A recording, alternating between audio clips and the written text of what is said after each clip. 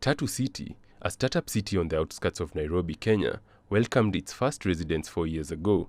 Now, the city has a population of about 5,000 people. The city has its own water supply and energy grid. It also boasts security cameras and rigorous enforcement penalties for any speeding and littering by residents. Residents, like Valeria Coco, say it's the strict enforcement of such rules that make the place so appealing. I've been here 2 years. I have never seen Tatu City dirty. Because the rules state that the estate should be cleaned as regularly as possible, right? I've been here 2 years.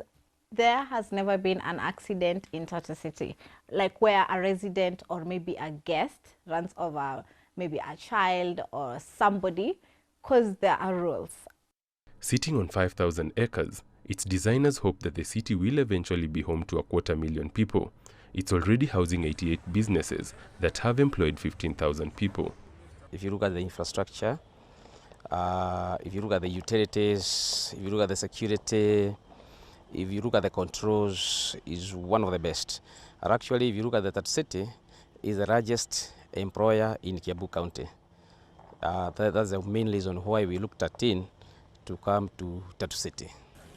Tatu City is considered a model of private-public partnership, and Kenya government has designated it a special economic zone. Companies operating here are therefore eligible for tax benefits and other incentives, according to experts. It's no wonder that more businesses are in the process of setting up.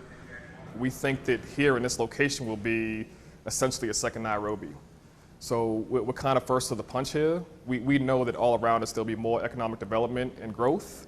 And so from a business perspective and the decisions that we made it as an executive team, it still made perfect sense for us to come.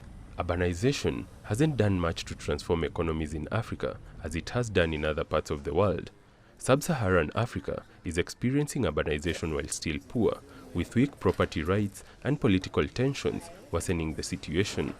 The Charter Cities Institute, a Washington-based non-profit, suggests that building new cities, complete with new infrastructure, could drive growth, create jobs, and lift millions out of poverty.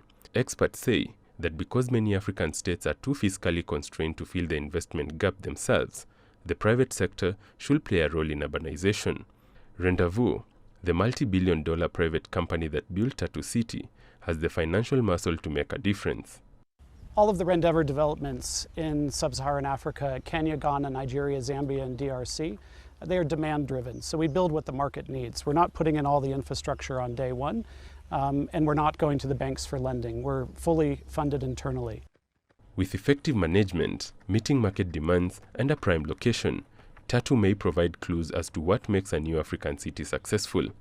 Muturi Kaibere, CGTN.